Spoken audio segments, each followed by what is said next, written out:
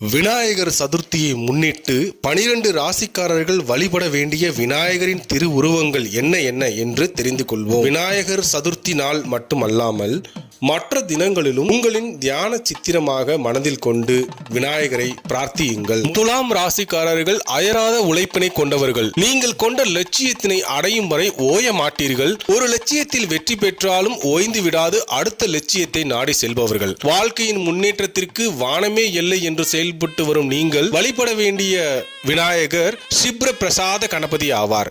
இயற்கையில் மிகவும் சுறுசுறுப்பான குணத்தினை உடைய விருச்சிக ராசி நேயர்கள், நீங்கள் ஓரிடத்தில் அமர்ந்திருக்காது சதா பணியாற்றி கொண்டிருப்பவர்கள். பிறகு பார்த்து கொள்ளலாம் என்று எண்ணாமல் நினைத்த மாத்திரத்தில் காரியத்தை செய்து முடித்துவிட வேண்டும் என்ற எண்ணத்தினை கொண்டவர்கள். சதா பரபரப்புடன் இயங்கி வரும் நீங்கள் வழிபட வேண்டிய கணபதி நர்த்தன கணபதி ஆவார்.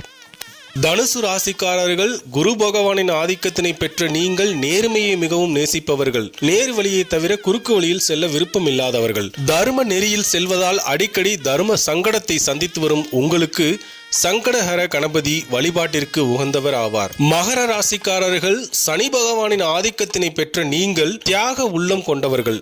அளவான ஆசை கொண்டவர்கள். விட்டு கொடுத்து செல்லும் மனப்பான்மையினால் ஒரு சில விஷயங்களில் இழப்பினை சந்திப்பவர்கள்.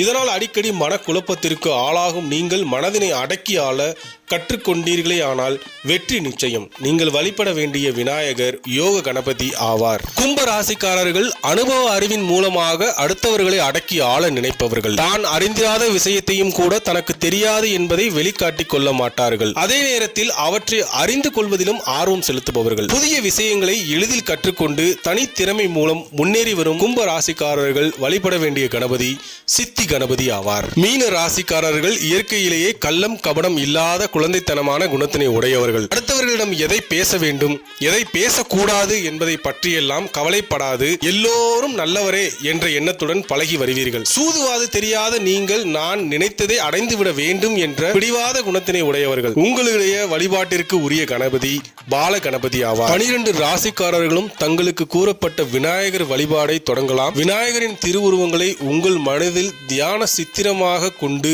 வணங்கி வர எல்லா நன்மைகளும் கைகூடும். நன்றி.